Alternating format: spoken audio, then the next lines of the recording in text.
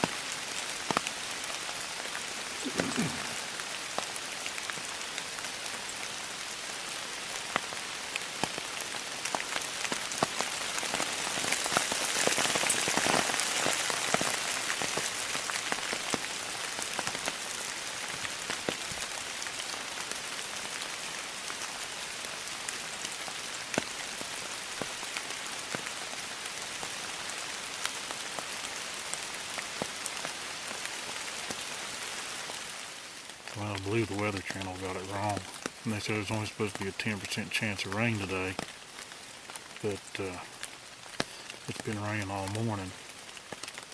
For some reason, mine and Jerod's feeders didn't go off. Don't know what the deal is. We changed out the buckets Saturday last week, and put new battery, new fresh charged batteries in them. They went off Saturday evening when we was in here hunting last week, but they didn't go off today, his nor mine, so we don't know what's causing that. Seen about 4 turkeys, got some of them on the video, but so far I haven't seen nothing else. It's 8:45, so we've been in here 3 hours, I believe. No, 2 hours. Been in here 2 hours. I just seen them turkeys. The rain's slacked off now, but I don't know, the feeder's not going off. The deer ain't gonna come into here. There's too much acorns on the ground. Even with the feeder, they may or may not come in, but if the feeder's not going off, and if it hasn't been going off, and there's no corn on the ground, they're not going to come in. So, I'll be sitting here for another hour and then head out. It is cold. I didn't dress quite warm enough. I do have my insulated outfit back at the truck. When I come in here for an evening hunt, I'll probably put it on. Got my umbrella up, so I'm fairly dry. My camera's starting to get wet, so I'm going to turn this thing back off, and I think I'm going to put the camera up since it's not waterproof. I just wanted to give a report of what was going on.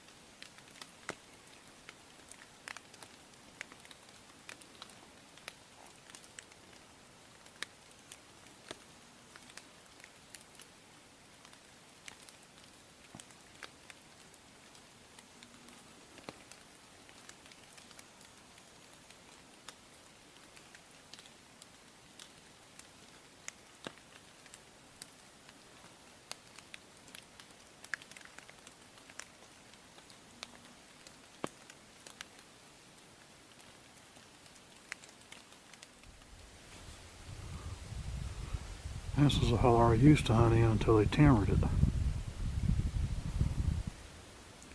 That one's tree stands over there,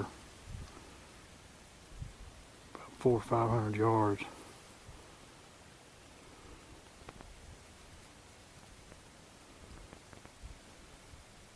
It's about 10:35. I went ahead and got out of my stand and come over here just to look and see, since it was so open. Maybe see a deer moving or something, but didn't see anything. The fall colors are really starting. I don't think we've reached our peak yet. Like I said, it's October the 22nd.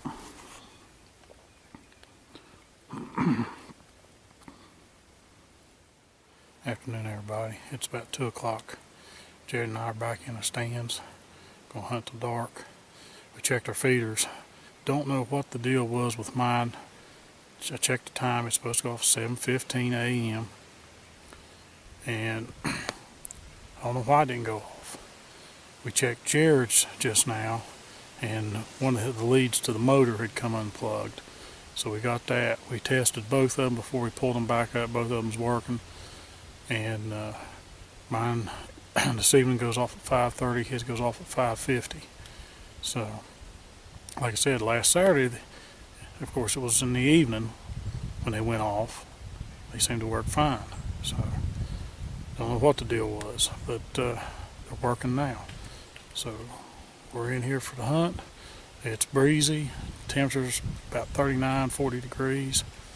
The sun is trying to come out, but it's wet.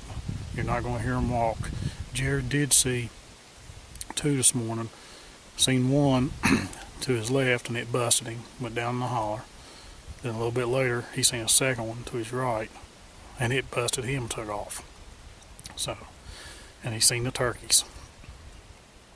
So we're going to sit back and kind of relax and wait to see what happens.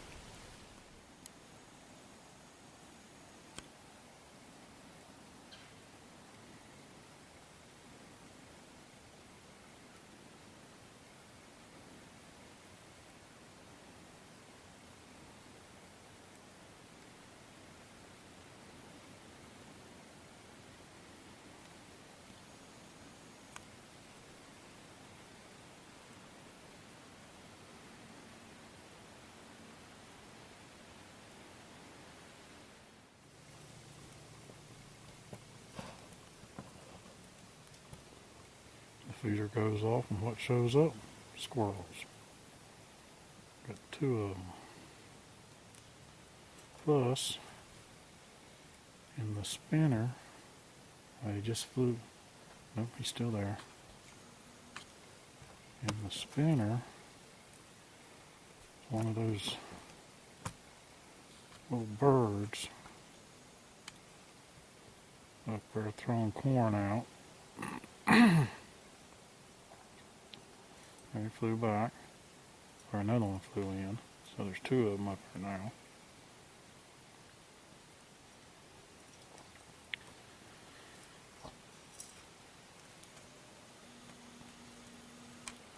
And the squirrels down on the ground, eating the corn.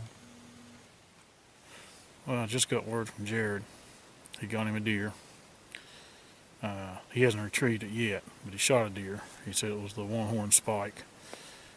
This late in the game, since season came back, came in almost late September, and now it's time to get serious. Put some meat in the freezer, so he decided to go ahead and take a spike. Whatever walked in, he was going to take. He's still got his extra bow tag, just like myself. So now we can concentrate on the bigger buck. But I'm getting ready to go down and help. He said that he went straight over the hill. I think he went and bedded down. I told him to give him 30 minutes at least. He was going down to check his air, and I told him I'd be there shortly. But I wanted to report Jerod's got a deer. I know where he went. He went right through here. Here's his footprint. Where was he at when you shot him? He's standing right there on the other side of that log. I found hair. And then he went this way. And he made it over here to the ridge. You ain't walked over, have you? No, I didn't. You found your arrow? I guess it's stuck in. See the sting.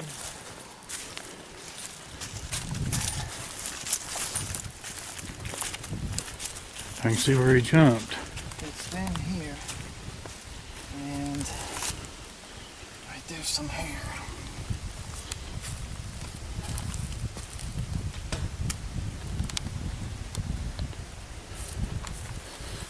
I heard I couldn't find an arrow.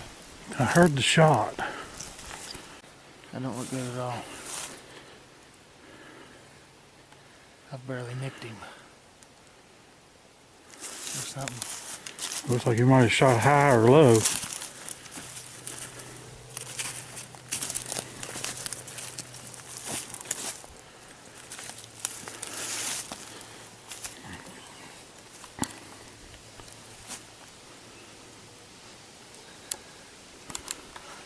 There's hair right there on the tip. Yeah.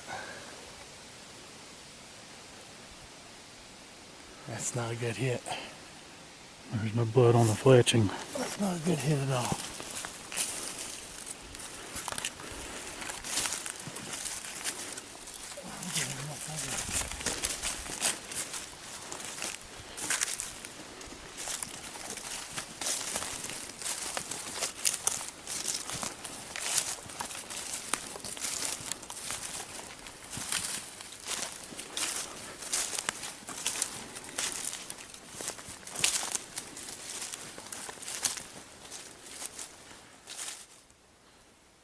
Well, I hate to report, Jerod didn't get that deer.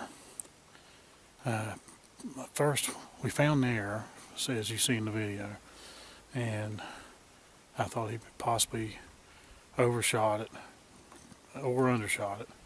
The more it looks like he probably undershot it. But you can see where the deer ran through the leaves where they're wet, where he had jumped and went over the hill. And we went over the hill. Well, he was looking for blood. We seen his tracks. No blood. There was no blood on the arrow whatsoever. A little tuft of hair on the broadhead, maybe a little piece of meat. But no blood on the arrow, showing the sign of a vital shot, through the lungs or through the guts or anything like that. It was a clean arrow. But we went over the hill, following those tracks, looking just in case for blood. Never found any blood. And when we got over to the edge of the hill, was looking down in the the hollow that hill goes to, we seen him run off, flag up, everything. So it was just a grazing hit, and that's what happens when you're hunting. Sometimes you don't get them, but we know we did everything. We checked the air good. Where the deer was standing, there was a little bit of hair there. It was dark. That's the reason why I think it's probably the brisket. Probably shot low, and the hair on the broadhead, that rage broadhead. You know, there was no blood on it, but it was just a little tuft of meat and some dark hair. So that's what happens. But Jerod's back up in his stand, and I'm either going to get back up in my stand or I'm just going to hunt from the ground. We got about another hour left to hunt, so we're going to give it our best. Good morning, everybody. It's October the 29th, and Jerod and I are in our tree stands at about 6:30, and we've already seen one deer coming in by the headlights of the side-by-side. So we're in here for all day for our hunt. So we're hoping something will come our way. So I'm going to turn the camera off, get this light turned off, because the deer were moving this morning. We could tell as we was driving over this way. So just wanted to say good morning to everybody and let you know we're out here again trying it.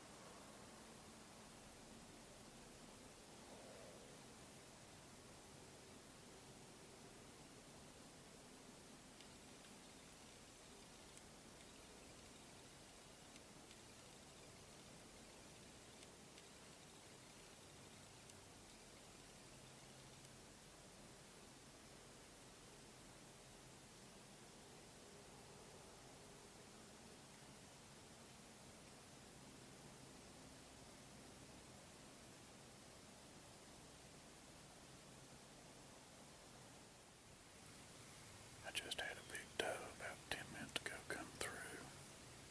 She came to my right over here. Just walked right in front of me 10 yards away. Didn't even bother going to my feeder. My feeder went off at 7:15.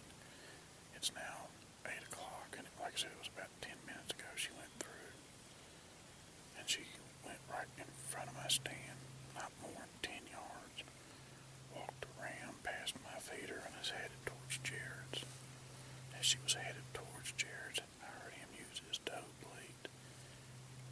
And I haven't heard him shoot or anything, so I don't know if she went around behind him or what. But undoubtedly he didn't see her.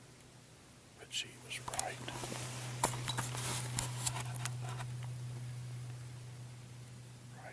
there at that small sapling, and she went around by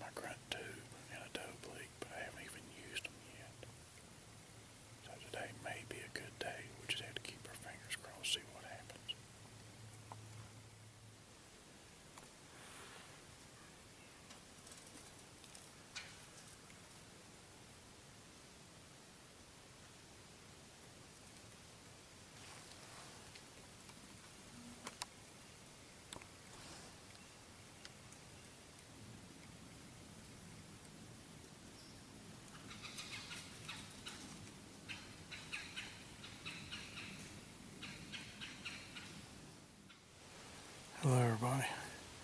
We're back in. We went out for lunch about 11. It's 2:30 now. We're back in. We seen that one doe this morning. After we got in our stands, we seen one deer as we were coming in the trail. And then about 7:30, 7:35, had that doe walk right up under my ladder, in front of my ladder.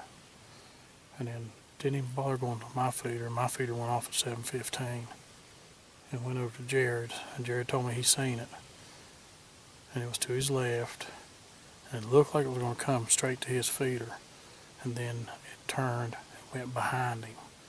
And then he couldn't stand. He was afraid he'd spook it if he did stand.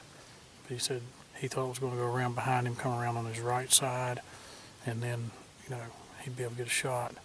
He said after it went behind him and to his right, he never saw it again. He said he thinks it went straight over the hill. So that doe didn't show any interest in my feeder or his feeder.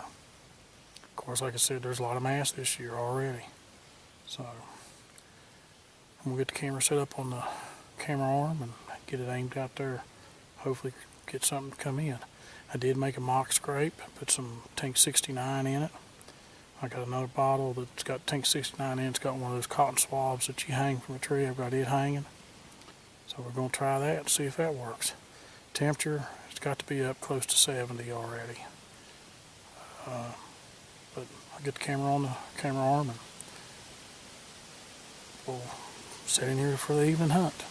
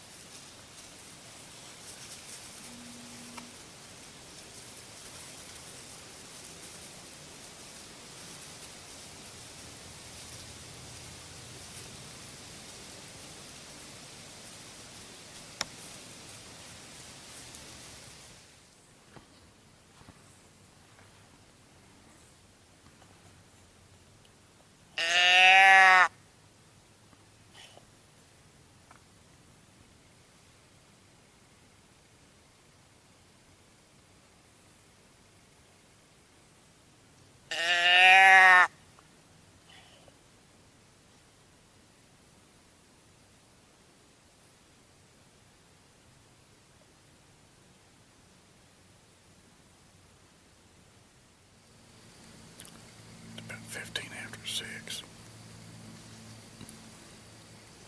The sun hasn't really set yet. I can still see it over on the mountain over there. But it'll get dark about 7 o'clock. Maybe a little bit before.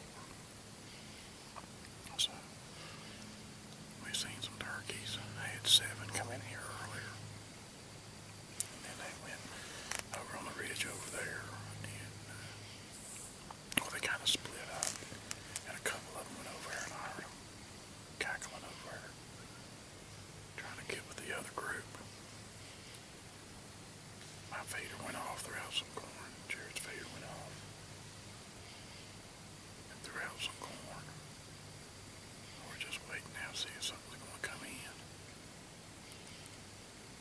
It's been strange here the past couple of years. It used to be them feeders went off, and within 15 minutes, you had deer coming in. Now, last year we had mass. This year we had mass. But it just seemed like when we got mid-October, you hear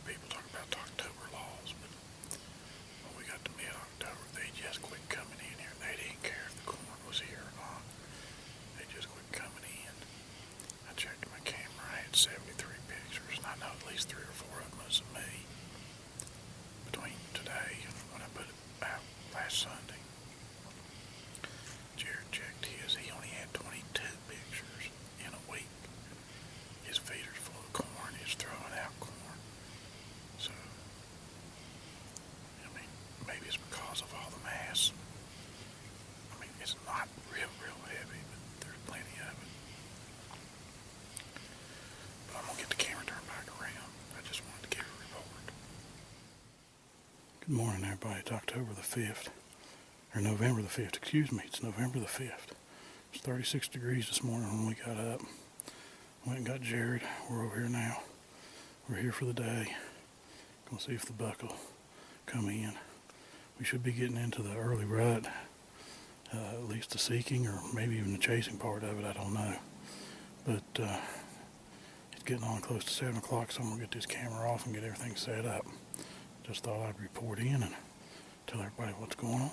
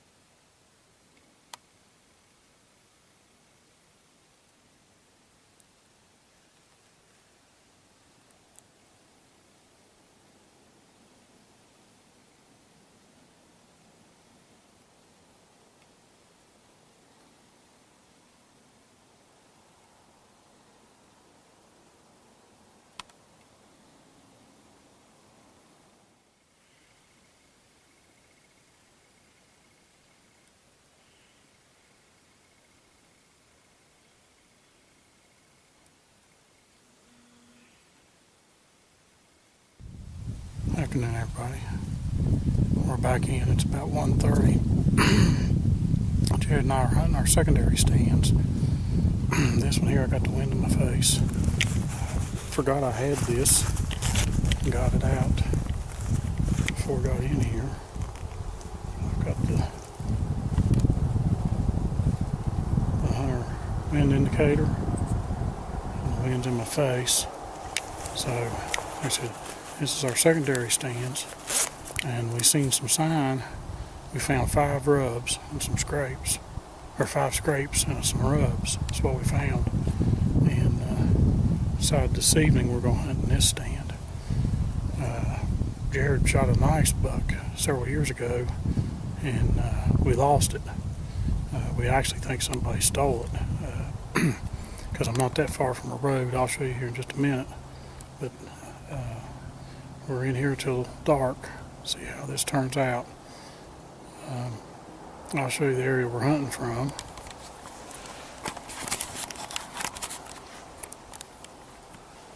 This is the area, and right in front of my stand, well, right through there, see if I can zoom in, that yellow is, right through there is a deer trail that comes right in front of my stand and goes right through there. But this is the area. Like I said, you should be able to see.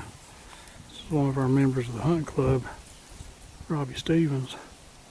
His vehicle sitting over there. But that's the road. And right through there, there's an apple. It's not really an orchard, but there's 4 or 5 apple trees there. And they're not crab apples, they're regular apples. And then across the road is a swamp, a little creek drain. It's always got a wet dog smell to it. But there's that area right there hasn't been timbered, but just down below where Robbie has his vehicle, and my truck's right in front of his. That was clear cut about 3 or 4 years ago. So we're hoping this will be very good. Back behind me, of course, there's a knoll up there. I don't know if you can see it or not. I can't turn around real good, but there's a knoll up there. So we know them deer travel this. We've seen it in the winter when there's snow on the ground. They travel it fairly heavy. So the scrapes that we found had to have been done since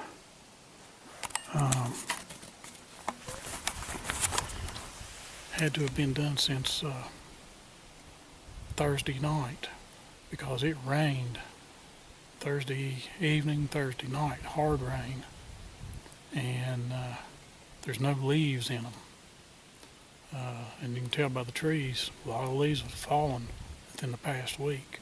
So they've had to been done Friday or this morning. Of course, this morning we was in our main stands.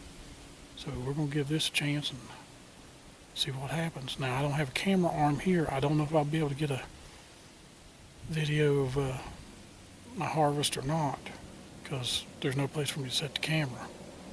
But I'll report back if we get something.